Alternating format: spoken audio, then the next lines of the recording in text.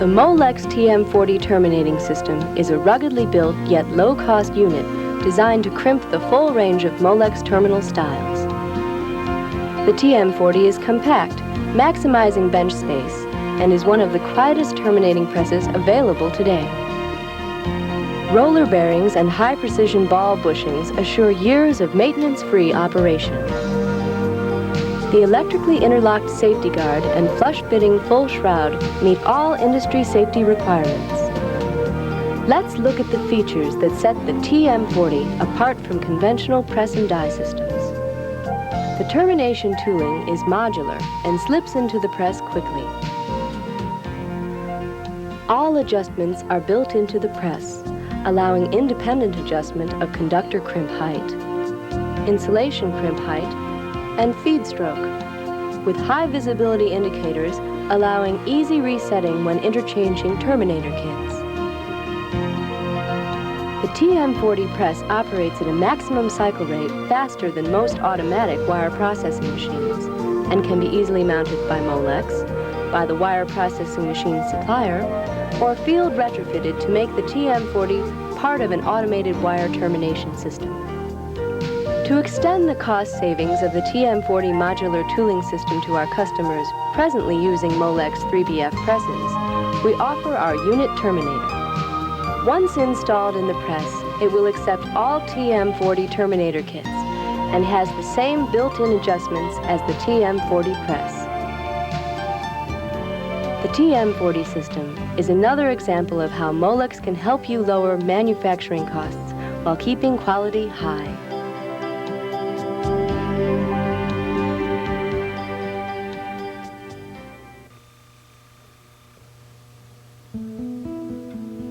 Thank you for purchasing the Molex TM40 press.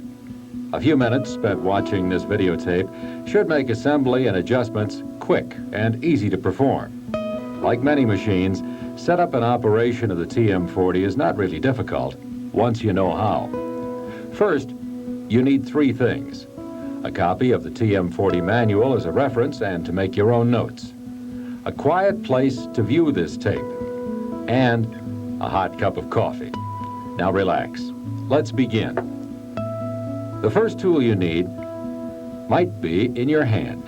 It's the last page of the TM40 instruction manual.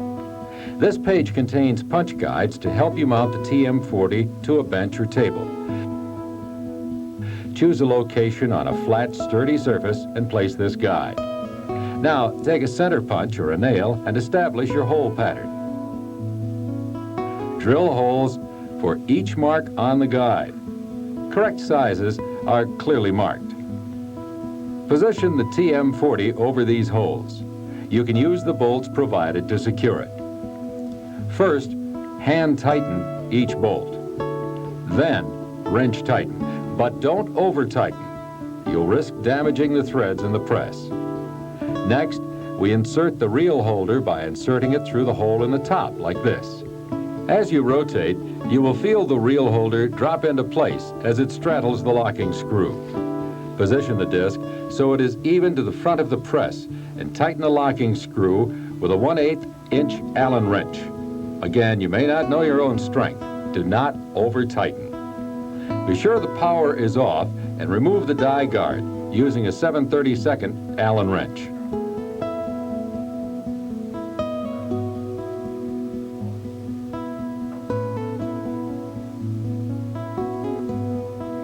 With your right hand, insert a 3/8 inch Allen wrench into the flywheel screw and release the clutch lever located at the side of the press with a pen or screwdriver.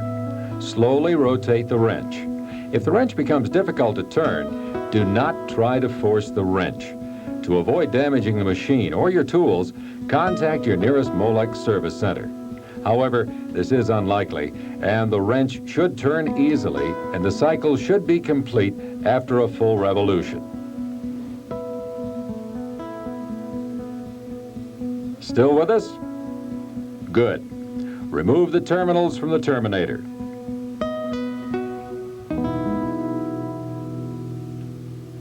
Remove the clevis pin and flange.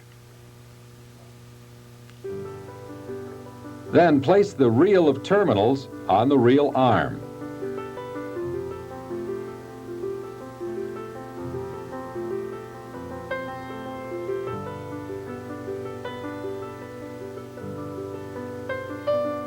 Guide the terminals along the rod and reassemble.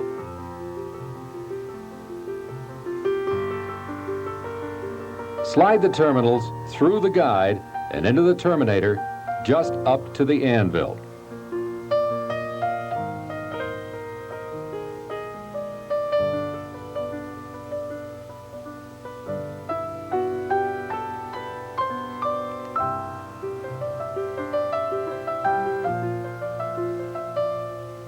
Hand cycle to make sure that all the tooling is lined up.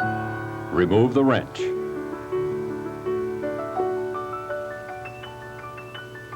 Now replace the guard.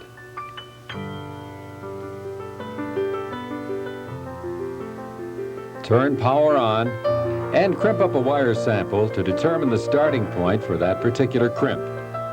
Wire gauge specifications should be determined from the setup sheet supplied with your die and confirmed with a crimp micrometer or caliper, reading from the actual wire used.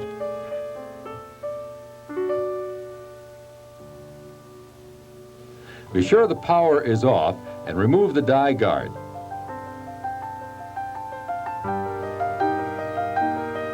Loosen the conductor lock screw. Using a standard screwdriver, rotate the adjustment wheel on the right-hand side of the faceplate to raise or lower the punch. Use the indicator to check the crimp height, adjusting for the proper crimp height. This will vary according to wire gauge size.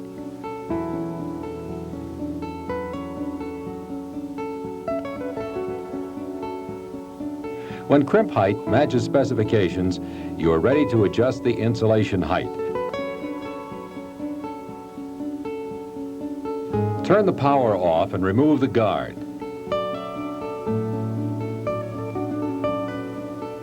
Take the standard screwdriver and turn the insulation adjustment wheel until the number 1 appears in the window directly next to this screw.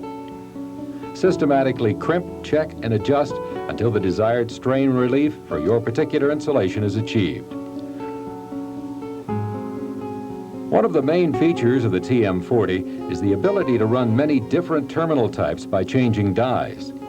Before removing the die that is in the machine, make sure that the power is off or disconnected.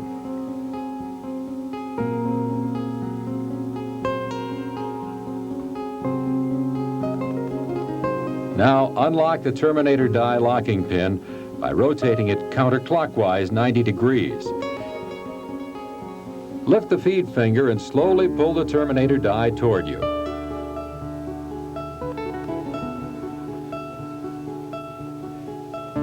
Carefully set this die in the storage container.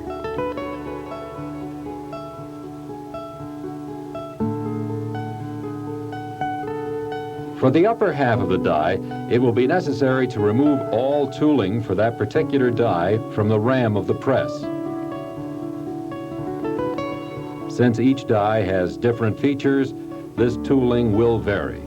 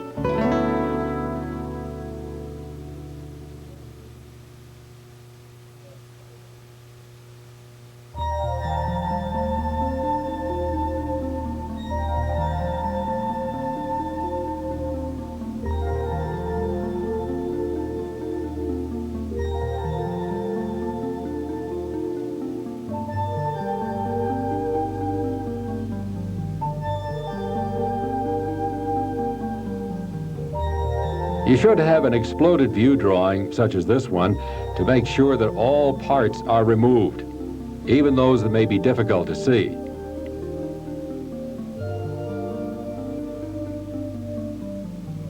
Carefully check the TM40 visually underneath the ram before attempting to mount a new die.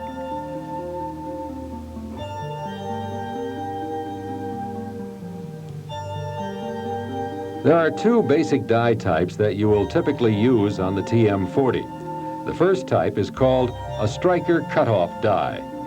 The other style is called a straddle type die. For demonstration purposes, we're going to use a straddle type. Before you set the die in the unit, you first install the terminal hold down and spring unit. To do this, back out the set screw. Insert the spring into the ram as far as it will go. While still holding the spring, insert the terminal hold down, then tighten the set screw to retain its proper position. Make sure that the set screw comes at least flush with the surface surrounding it.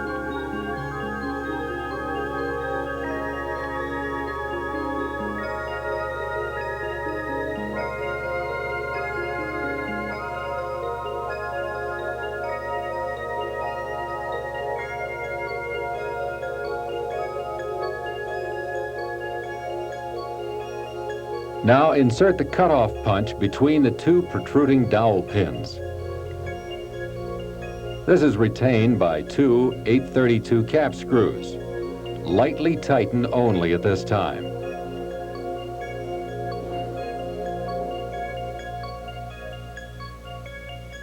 Next, we insert the conductor punch, keeping the notch on the right-hand side.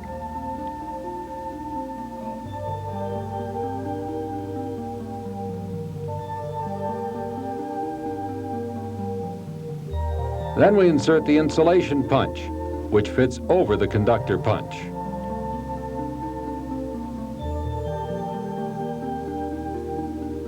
Next, we insert the terminator die by simply lifting the feed finger and sliding the unit in.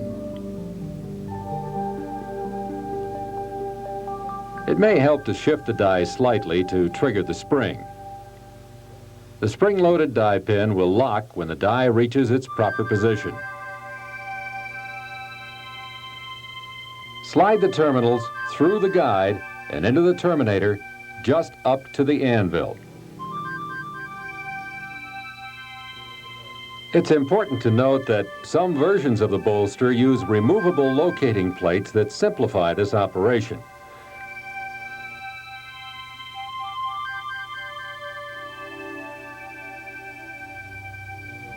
With this type, you simply set the die into the bolster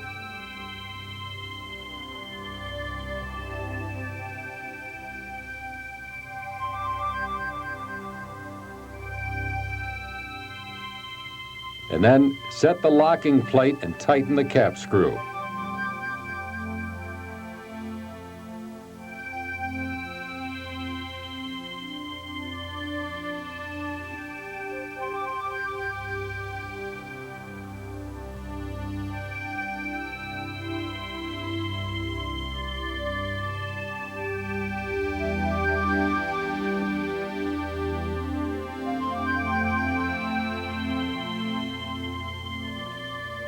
At this point, lower the press by hand to the bottom of the stroke.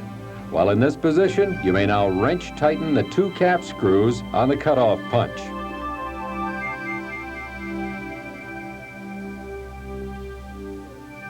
Once the screws are tight, return the ram to the top of the stroke and remove the wrench. Now here we want to draw your attention to three different terminators. Each has a different type terminal carrier.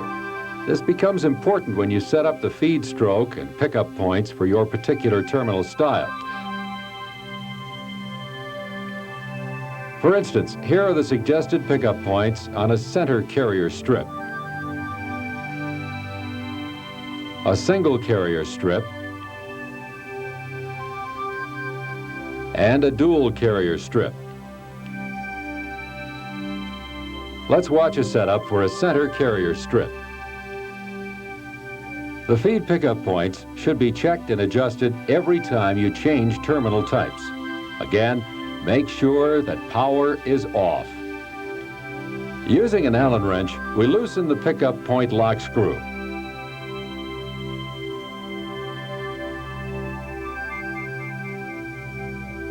Slide the feed rod in and out.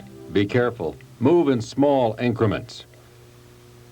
Move it only as far as necessary to match the feed pickup point. Match the feed finger to the feed pickup point that we showed in our center carrier example. From above, it should look like this. To keep this finger in contact with the track, turn the rod clockwise until spring tension is felt on the finger. Then retighten the pickup point screw with the Allen wrench to lock the tension. Setting the feed adjustment is a two-step operation. To begin, make sure the press is in its top position.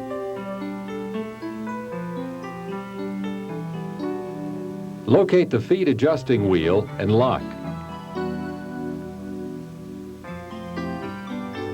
Unscrew the feed lock. Adjust the feed wheel until the feed finger rests against the terminal that is being fed.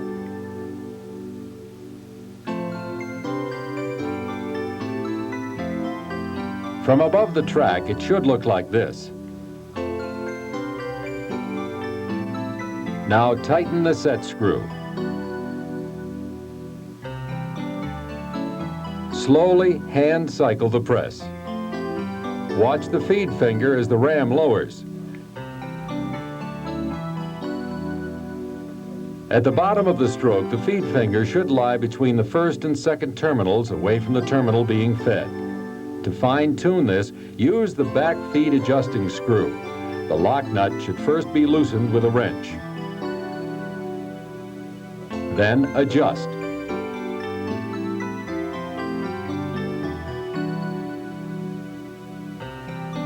Now retighten to hold the setting.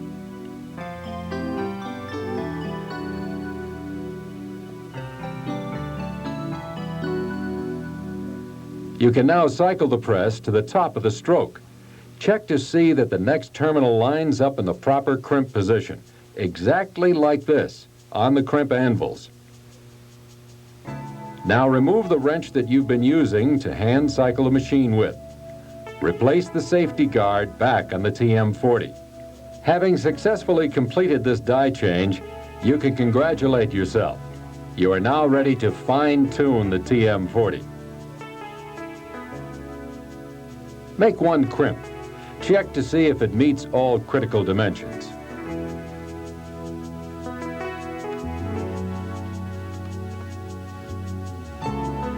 You may find that the feed finger needs a readjustment due to the speed of the press under power.